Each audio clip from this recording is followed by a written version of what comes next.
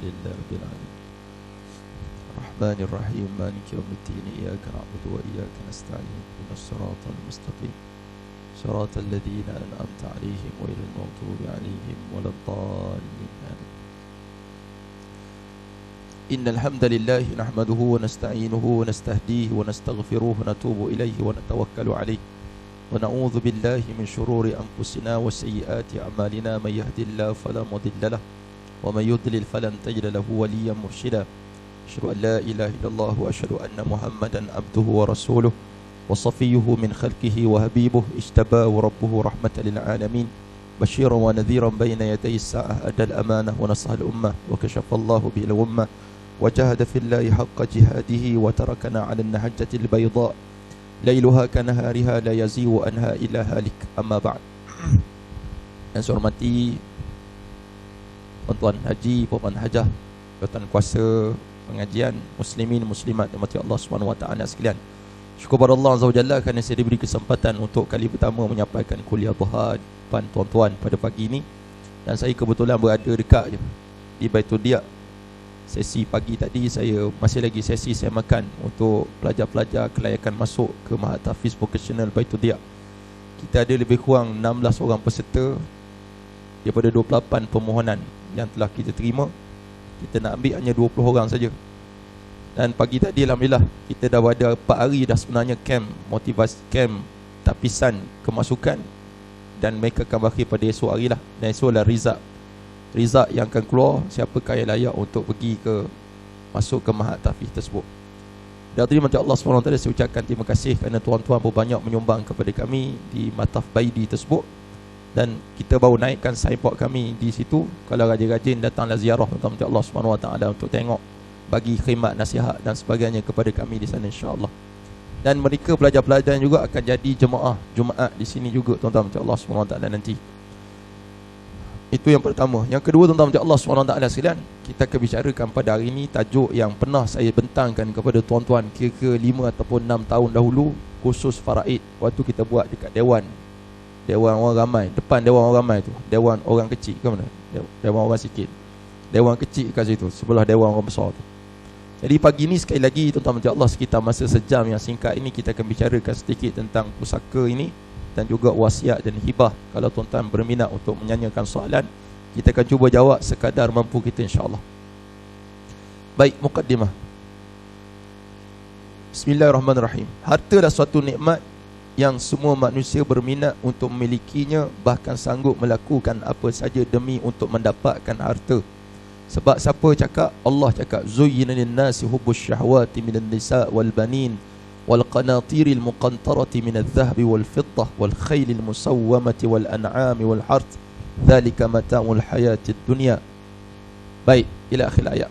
Ayat ni Allah SWT kata dihiasi kehidupan kita semua ni tuan-tuan, hubbus syahwat. Kita suka, cenderung nafsu kita ni suka kepada kaum yang tak sama gender kita. Kalau orang lelaki suka pada perempuan. Tapi Allah tulis kat sini hubbus syahwati minan nisa, sebab kebanyakannya orang lelaki yang beria dulu nak kepada orang perempuan ni. Orang perempuan ni kadang jual mahal sikit, jadi dia tak mention dekat situ tentang rijal, disebut syahwati minan nisa, kita suka kepada orang perempuan. Dan di situ kata ulama termasuk orang perempuan suka pada orang lelaki. Kalau tidak takkan lahirlah zuriat sampai hari sekarang. Cuma mutaakhir ini orang pelik-pelik muncul. Zaman Nabi Lut muncul zaman kita sekarang. Itu sebab kata ulama, pada akhir zaman ni segala penyakit umat terdahulu telah wujud pada umat Muhammad sallallahu alaihi wasallam. Kalau umat dulu ada yang kurang dalam timbangan, maka umat kita sekarang menipu dalam jualan timbangan. Kalau dulu orang yang sembah selain daripada Allah, kita banyak sembah selain daripada Allah Subhanahu wa taala. Kalau ada orang yang mendatangi lelaki, lelaki mendatangi lelaki, perempuan mendatangi perempuan, maka zaman kita lebih teruk daripada tu orang mendatangi binatang dan sebagainya. Bahkan tuan-tuan Allah Subhanahu wa taala sekarang ni orang tak panggil transgender dah. Dia ada satu lagi trans apa benda, bukan transformers, iaitulah manusia berwatakan binatang. Ada dah macam ni di luar negara. Dia tak nak jadi manusia, dia nak jadi anjing sebagai contoh. Di Amerika ada, tengoklah YouTube. Dia tumpukkan tubuh dia dengan tumpuk hitam, jalan macam anjing, makan macam anjing, duduk dalam rumah macam anjing. Dia kata dia terperangkap dalam tubuh manusia. Dia juga macam tu. Lepas ni mungkin orang jadi hater pula. Sebab tu perangkat dia sebenarnya hater tapi jadi manusia. Mana tahu tak? Dan di Korea ada seorang lelaki, Korea ke Jepun, yang berkahwin dengan hologram. Dia kahwin dengan benda tak wujud. Tuan boleh bayang tak? Benda hologram tu, keluar benda tu, dia nikah. Dan habis duit puluh ribu juga buat majlis pernikahan dia. Punya pening orang akhir zaman ni. Baik. Maka salah satu yang kita minat, harta benda. Al-malu wal-banun zinatul hayatid dunia. Harta dan anak pinak perhiasan kehidupan dunia. Bukan tak boleh berharta. Boleh. Ish ma syi'ta. Ikut tukalah kita nak hidup. Tapi kena ingat, fa innaka mayyitun, kamu akan jadi mayat. Wa'mal ma syi'ta. Buatlah apa kamu nak buat. Tapi kamu kena ingat, kamu akan disoal oleh Allah SWT apa yang kamu perbuat. Itu sebab orang yang beriman kepada Allah, dia nak buat satu benda, dia fikir 2-3 kali. Boleh ke tak boleh? Ada tak balasan Allah beri pada aku? Itu yang kita sebut pada anak-anak yang mari menangis-nangis masuk camp ni. Tak nak masuk, mak ayah hantar juga. Kita bagi perhatian pada mereka tentang kelebihan baca Quran. Barulah reda. Tapi tengok tadi temuduga, saya buat temuduga sendiri je. Nak panggil seorang-seorang baca. Mereka wajib menghafal suratul Waqiah dalam tempoh beberapa hari di sini. Alhamdulillah, ada yang telah habis. Mana otak dia laju sungguh. Ada juga yang slow, pas cerah. Idza waqa'atil waqi'ah, idza waqa'atil waqi'ah. Dan sekali iza ja'a nasrullahi wal fath. Dan ada juga. Tapi tak apalah, kita nak gilap dia. Takkan nak ambil yang cerdik belaka. Mesti ambil yang tu lagi dapat wayata tak. Dia sangkut-sangkut baca, dapat ajrani, 2 pahala kan. Baik. Namun ramai yang lupa bahawa harta tidak akan dapat dibawa ke dalam kubur, bahkan tetap akan dapat kepada ahli warisnya yang masih hidup. Ingat tuan-tuan sekalian, jangan kita kedeku. Tak, kita rasa rumah kita buat di Meru Had ni, Meru tak had ke? Rasa rumah aku duduk selama-lamanya. Tak, rupa-rupanya anak kita akan dapat. Tu pun kalau anak nak, kadang-kadang anak tak nak langsung. Anak pun ada juga duduk di Kelang Had ke benda, Damansara Had ke. Jadi kita tinggal rumah jadi tempat sikus buat penggambaran hantu. Kata Allah SWT, tak ada orang duduk lah. Tinggallah rumah macam tu. Tinggal rumah macam tu. Tengok di belah Meru sana, banyak rumah tinggal kan. Banyak rumah tinggal. Dia tanya nak jual tak? Tak boleh. Buat kenangan dia kata. Sampai sudah tempat kita bagi jin duduk. Kata Allah SWT di situ. 3 hari je tinggal, jin akan datang berdiam dekat rumah kita. Kata Allah SWT. Hatta rumah kita kalau bilik banyak, tuan-tuan duduk rumah besar. Ada seorang orang kaya tu dia buat rumah 70 bilik. Tu pengasas The Hub tu, 70 bilik rumah dia. Bayangkan setiap bilik tu dia nak rotate bila. Tapi tak apalah, nak sebutnya, kata pengamal perubatan, bilik yang kosong biasanya ada yang akan tumpang. Itu sebab tuan-tuan kena rotate sikit bilik. Paling kurang masuk tengok jenguk ke, supaya tak ada orang numpang tanpa izin kita. Boleh faham tak? Mudah itu. Kemudian Allah SWT, kita akan tinggal harta kita. Tak ada bawa dalam kubur. Tak ada rekod lagi orang Islam mati bawa duit 2-3 juta dalam kubur dia. Tak ada. Kecuali Saddam Hussein lari bawa 30 juta dalam lubang dia tu. Dan sekali jumpa juga dengan tentera Amerika. Yang seterusnya, manusia hanya membawa bekal amalan sahaja untuk bertemu dengan Allah Subhanahu wa ta'ala.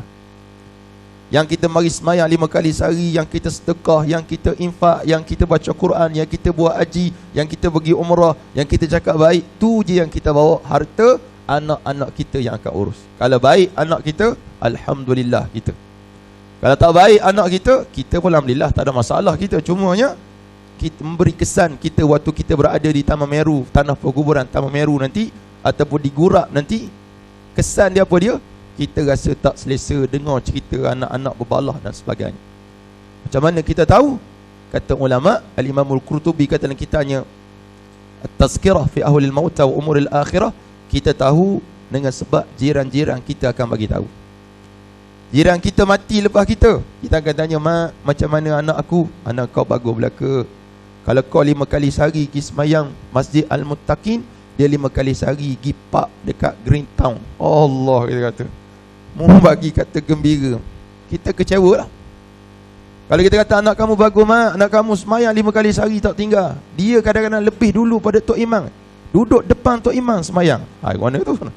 Pelik pula duduk depan Tok Imam semayang. Jadi maknanya bersungguhnya anak kita pun akan lega. Tapi kalau dapat berita tak baik tentang anak kita akan jadi kecewa lah. Itu. Baik.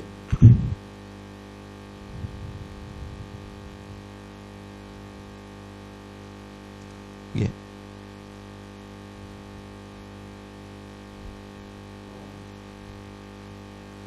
Ya, jangan risau, jangan risau. Saya nak tunjuk gambar sebenarnya. No signal orang. Okey. Baik. Ini gambar pecah sikit lah. Ini antara yang berlaku tuan-tuan Allah SWT sekalian.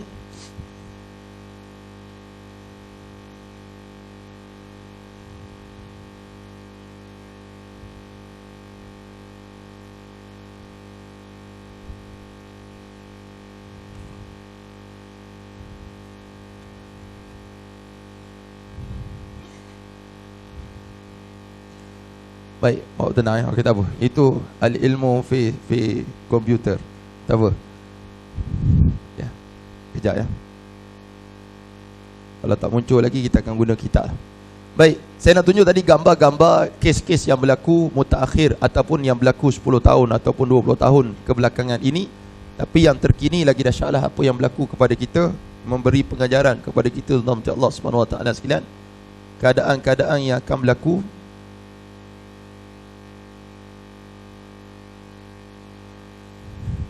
Baik. Keadaan-keadaan yang berlaku kepada masyarakat. Ada sampai tahap berbalah kita jumpa pelbagai isu dewasa ni, keadaan orang berbalah dengan sebab harta pusaka. Contoh macam inilah gambar. Gara-gara pusaka lelaki tua diikat, ambil cap jari, batu api, waris jahir, punca perebutan pusaka. Batu api ni kadang-kadang datang daripada adik-beradik sendiri ataupun daripada ipar doai. Waktu pembahagian pusaka, mari kakak ipar, mari adik ipar, mari abang ipar. Mereka ni bukan nak membantu, tapi mereka membatukan api, membatu api. Dia apa pula bakar gitu, minta abang, minta. Contoh. Sungguh-sungguh sampai balah adik-beradik. Bukan di Meru ni, dah belah Manjoi sana. Abang mau ditetak adik gaduh rebut harta pusaka. Apa tara macam tu. Ada yang sembah asid pun ada. Ada yang ketuk dengan pakai tong-tong mana yang fire, benda yang nyembur kebakaran pun ada. Dipukul kerana harta pusaka, berebut harta di kubur ibu. Ni banyak berlaku. Ya.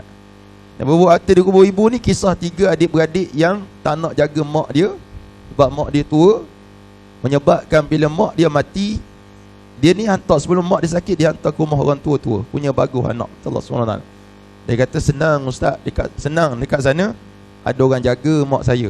Saya susah, saya sibuk, hari-hari meeting. Tak, daripada pagi sampai ke malam meeting. Tengkorak dia. Meeting kuat sangat. Ni tuan-tuan macam Allah SWT nasihat kata orang Jawa, what you give you get back. Apa mu beri, mu akan dapat balik. Al-yawma nudawiluha bainan nas. Hari ni aku akan pusing kehidupan manusia. Pusing macam mana? Hari ni kau buat gitu pada mak ayah, anak-anakmu akan buat double triple kepada kamu nanti. Tu kena ingat, yang tu cukup lah. Kalau mungkin kita rasa sekarang apa yang kita rasa, kemungkinan kita pernah buat kepada mak ayah kita. Ataupun bukan kita buat, mungkin ayah kita pernah buat pada mak dia, menyebabkan turun ke kita kata Allah SWT kesan-kesan tersebut. Dan kata valid kekesan, wala taziru waziratun wizra ukhra. Kadang-kadang macam tu. Tapi nak sebut ujian yang Allah beri pada kita tak sama. Memang kita tak menanggung dosa orang lain, tapi kadang-kadang disebut sebagai pembalasan daripada Allah Subhanahu Wa Taala. Allah akan menyusahkan kita pula. Tak kita, keturunan kita. Faham tak? Tu sebab hadirin mati Allah Subhanahu Wa Taala, jaga betul. Kita nak buat jahat dengan orang ni, kita kena ingat. Ingat balik, kita pun ada anak-anak, maka anak-anak pun akan dibuat jahat orang lain pula. Macam itulah keadaan. Tapi kalau kita berani buat untuk orang lain, dan orang akan berani buat untuk kita pula. Itu biasa. Itu disebut sebagai hukum alam, lumrah. Nudawiluha, kami pusing kehidupan bainan nas, antara manusia. Kata mantan mufti Johor Datuk Noh Gaduk Hafizahullah, dia kata apa? Lambang mata duitan susulan rebut harta di kubur ibu ni. Ni tahun 2003 punya kes. Lama dah lama. Baik, hadirin mati Allah SWT sekalian. Ni berlaku di Pasir Putih, runtuh rumah adik. Bukan nak renovation, ni runtuh terus. Separuh ni kawasan dikata tanah dia punya. Ni rumah ni je rumah adik dia. Nampak? Berat nanang tak berat nanang? Berat 77 ke buat 66. Saya pernah pergi ceramah tuan-tuan di Kuala Kangsar. Apa nama tempatnya? Yang nyebut saya JKK, ketua kampung dia. Tak sebutlah kampung, nanti tuan tahu pula. Ketua kampung ni jemput saya. Ketua kampung jemput saya ceramah untuk faraid 2 jam. dekat dewan orang ramai, tak ada aircon, kipas pun rosak, berpeluh gitu ni. Uji. Tapi orang tak berganjak sebab nak dengar benda kita cerita Allah SWT. Jadi rupa-rupanya yang ada masalah bukan orang kampung, ketua kampung tu ada masalah. Dia yang ada masalah sebenarnya. Cuma dia suruh kita ceramah sebab orang yang mendatangkan masalah kepada dia ada datang pada hari itu. Tu ya tujuan dia. Gitu, faham tak? Jadi Allah SWT, isunya apa? Isunya tanah tapak rumah dia yang dia duduk sekian lama. Dia ni pencen guru besar. Nah, mana duit gratuiti banyak jugalah. Jadi ketika mana duduk rumah tu, start daripada tanah ayah dia. Dia kata tanah ayah dia membawa pada dia. Situlah dia membesarkan anak-anak sampai cucu bercicak kat situ semua belaka. Kemudian Allah SWT tiba-tiba bila dia nak serah tanah tu pada anak-anak salah seorang anak dia, pergi cek, rupa-rupanya itu bukan tanah milik ayah dia, bukan. Dia pun lambat nak menguruskan. Ni kes sebab apa? Mu tak cara pada awalnya. Ni kes tak cakna pada awal lagi. Tak apalah. Tak apalah. Tak apa. Mok dapat tahu rupanya tanah tu bukan tanah ayah dia seorang. Tanah adik-beradik ayah dia di situ belaka. Dan bila jadi macam ni, rupanya sepupu maklum pada sepupu. Sebab kita kononnya nak baik lah, kita orang baik. Guru besar kan baik. Mana guru besar jahat? Ada. Guru besar baik. Guru besar ni pergi jumpa sepupu dia. Macam ni, mak, sebenarnya tanah yang aku duduk ni ada nama kamu, ada hak kamu semua. Ayah, adik-beradik ayah dia mati belaka, ayah dia pun mati dah. Jadi kamu pun ada hak sini. Tapi tidaklah besar. Tapi sebab aku duduk tanah ni lama dah, boleh tak aku bayar je bahagian kau? Bayar je, bagus lah ni. Bayar je. Jadi kata sepupu dia bukan senang. Bukan senang. Dia kata bukan senang. Bukan senang. Aku pun nak merasa juga. Nak merasa duit. Tidak, aku nak merasa tanah tu. Punyalah sakit hatinya, peningnya manusia ni, Allah. Sedangkan dia tahu sepupu dia tu duduk daripada kecil, dapat ada anak, buat rumah situ. Nak. Dia kata aku nak juga rasa. Duit tak nak. Saya tanyalah orang kampung ni, tanah sini berapa nilai dia? Tak mahal, Ustaz. Dalam 60,000 je gitu. Lepas tu sampai tara tu mata Allah SWT. Jadi kali pertama mohon merayu, tak nak. Kali kedua pun tak nak. Siap pupu ni jaja orang kampung. Sedap lah aku, kau mahu tahu. Aku bukan setakat dapat tanah, dapat rumah lagi. Nampak dia punya, nak rebuknya, busuknya hati orang Islam mata Allah SWT bila jahil hukum hakam agama ni. Jadi bila jaja banyak, dia pun ketua kampung, orang mengadu pada dia. Last sekali dia pun mesyuarat dengan anak-anak dia macam mana sekarang ni. Last sekali anak-anak buat fatwa. Buat fatwa. Ayah, kita sewa backhoe, kita runtuh habis rumah ni. Runtuh, memang runtuh. Habis rumah tu dia runtuh. Duduk dengan anak dia kat Taman Meru ni. Allah SWT. Kira ada haji tu hari ni malam. Tak ada. Risau, salah cerita. Jadi macam Allah SWT sampai tara macam tu. Orang Melayu kita, orang Islam ni sesama kita, bahkan sepupu, saudara daging. Tapi sebab nak merasa, istilah nak merasa ni tak tepat, tuan-tuan. Kalau benda tu kecil, macam saya pernah selesaikan tukis daripada Gunung Rapat ke datang. Dia cerita dia tanah dia luas. Dia dapat 20,000 lebih kaki. 20,000 lebih. Bahagian dia 18,000 lebih, macam tu lah. Dan dia beli sikit-sikit, sepupu dia beli. Ada seorang sepupu tak nak jual. Lebih kurang hak dia 500, gitu lah 500 kaki tu lah. 500 apa nak, tak kata kaki. Kecil benar, muat-muat tandas sebiji. Lebih kurang, dapur ke tandas, dapur sebiji, muat-muat dapur je. Jadi, dia kata jual lah kau, awak jual lah. Tak boleh. Awak nak merasa juga. Awak nak merasa, paling kurangnya boleh sambung dapur. Ya Allah. Dia tak tahu kesan dia nanti. Bila dia mati, akan diwarisi oleh anak-anak dia pula. Lagilah payah. Tu kita tak faham yang tu. Kita kata tak apa, anak-anak saya semua soleh belaka. Seorang wali, seorang dua wali kutub, wali nikah, semua wali belaka. Ustaz, Tok Imam, Tok Bilal, JKK kita kata. Tak gitu keadaan Tok Imam pun tak. Kadang-kadang ustaz sendiri pun tak, hubbud dunia ni, sayang pada dunia. Kadang-kadang nipu dan sebagainya untuk dapat habuan dunia ni, masya-Allah. Jadi tuan-tuan kena faham itu. Kadang duduk masjid awal sekali mari, tapi dia lah paling kuat makan harta adik-beradik sendiri. Dia ingat benda tu bagus, dia tak ada kena apa. Saya tak ada pun kena bala daripada Allah. Kalau saya salah, dah kena bala oleh Allah. Dia lupa bala Allah ni bukan datang batu sebiji jatuh atas kepala je. Bala Allah ni banyak, salah satunya kita berat buat ibadah pada Allah. Tu bala tu. Orang lain sibuk ke masjid, kita sibuk main haji. Bala daripada Allah. Orang rajin baca Quran, kita tak rajin baca Quran, itu bala balasan Allah bagi pada kita. Kita tak sedar sebenarnya. Patut kita banyak istighfar kepada Allah Subhanahu wa taala. Baik, setelah meninggal seseorang, kita pasti akan mati, tuan-tuan. Hidup kita tak lama. Kata Rasulullah, amaru ummati baina 60 wa 70. Umur umatku antara 60 ke 70 tahun.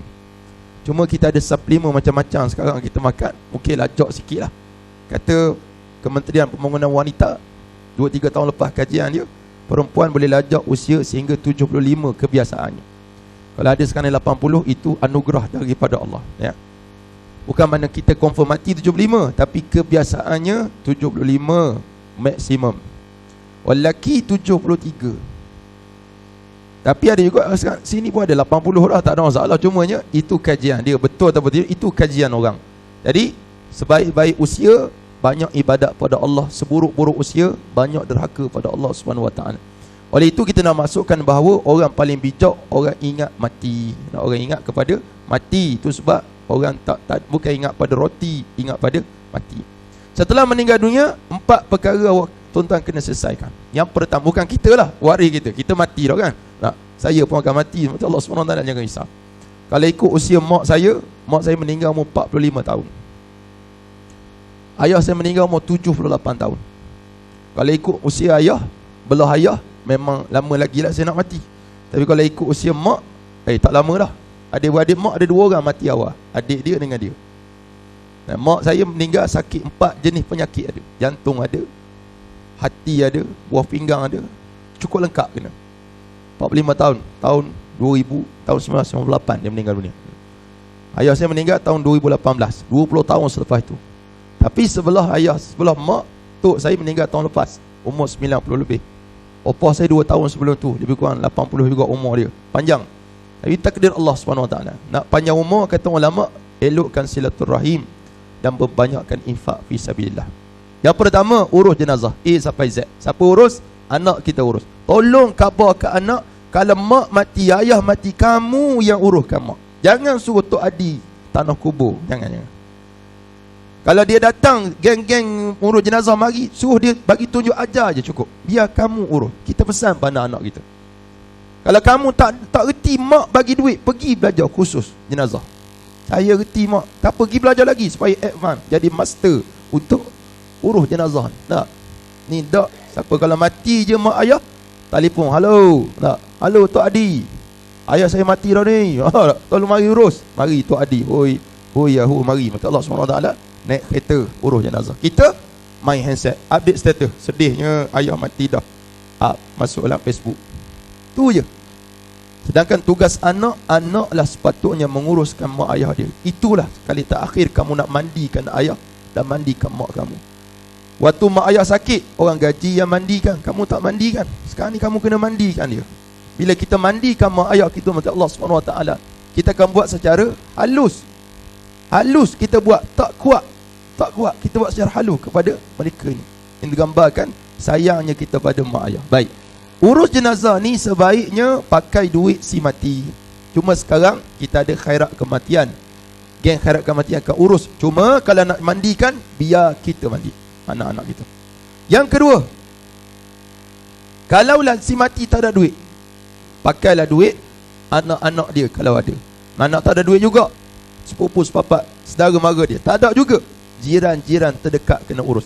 Tak ada juga, masjid qaryah lah kena urus. Kalau tidak, satu Taman Meru ni dosa belaka Allah SWT sebab tak uruskan jenazah. Yang kedua, terima kasih Allah SWT, kita kena bayar hutang si mati. Bayar hutang si mati yang bercatat, yang tercatat ataupun bersaksi. Itu sebab kalau kita berhutang, kena ada saksinya. Paling kurang 2 orang saksi. RM1 pun kalau boleh. Sebab apa? Hutang kita ni RM1 di dunia nampak kecil, di akhirat nampak besar. Kita RM1 tu lah untuk menjamin kita syurga. Tiba-tiba RM1 tu kita kena bagi ke orang lain. Neraka kita, Allah SWT. Itu sebab catat. Hutang dengan Tok Imam, minum air kopi, cappuccino contohnya, Allah SWT tulis. Kita terlupa bawa duit kan, sarapan pagi tadi, tulis. Atau pesan ke Tok Imam, Tok Imam kalau saya ingat saya bayar Kalau saya terlupa, Tuan Imam, tolong halalkan, sebut sepatah Allah SWT agar kita selamat. Dan kita yang bagi hutang pun sama juga. Kalau Mika bayar, awak ambil. Kalau Mika tak bayar, awak halal. Sampai ke sudah halal je kita. Allah SWT tak bayar-bayar dia. Saja kita, saja kita. Ada juga spesies macam tu. Maksudnya kena cakap macam tu. Ya. Hutang terbagi pada dua. Hutang kepada Allah. Macam mana? Hutang kepada Allah seperti mana hutang puasa kita. Bayar fidyah. Kita ada zakat, tak selesaikan lagi. Anak-anak kena selesaikan zakat kita. Zakat simpanan dan zakat tumbuhan ke sebagainya. Zakat barang kemah kita ke sebagai contoh, boleh rujuk Majlis Agama Islam Negeri Perak. Zakat kita kalau pakai berapa gram, berapa puluh gram kena zakat. Kalau simpan berapa puluh gram kena bayar zakat. Kena rujuk pada Majlis Agama Islam. Saya tak ingat kadar dia berapa. Maka anak kalau tahu mak sejak dia pakai tak pernah bayar zakat, maka kena mula-mula bayar zakat barang kemah tu dulu. Okey, baik. Ataupun nazar. Dia kata kalau Malaysia menang lawan Thailand nanti, menang dah semalam, dua sama kan, dikira tepat gol lawan. Menang. Dia kata kalau menang, mak nak pergi Mekah, nak buat haji. Contoh. Tiba-tiba menang, mati mak terkejut. Menang, ingat ke kalah dengan langgar digajah. Tak, harimau ni.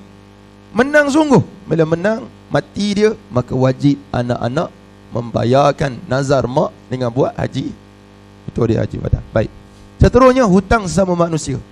Hutang sesama manusia ni lah yang paling kita kena tekankan sikit. Sebab manusia ni kalau kita tak bayar dan dia tidak halalkan, kita cari dia di akhirat nanti untuk kita bayar balik hutang kita kepada mereka. Waliyazubillah min zalik. Tuan-tuan sekalian, ada atas muka dunia orang yang berhutang, orang mudah bayar. Ada yang berhutang, dia memang dia bercadang tak nak bayar. Ada juga macam tu. Dia memang bercadang tak nak bayar. Orang ni berdosa besar, tuan-tuan, macam Allah SWT, sebab dia menzalimi seseorang. Adapun kita yang orang berhutang, kita ni pemiutang, maka bagi kita ada dua kelebihan. Kalau kita maafkan, kita berpahala. Kalau kita bagi dia hutang, kita berpahala. Dua-dua pahala. Jadi nak yang mana? Bagi dia hutang dan dia bayar balik, kita dapat pahala juga. Kita bagi dia hutang dan kita tahu dia susah dan halalkan, kan, lagi besar pahala yang Allah SWT akan beri pada kita. Yang ketiga, dalam dua ni, nombor tiga saya terlupa letak nombor satu. Nombor tiga patutnya ada empat.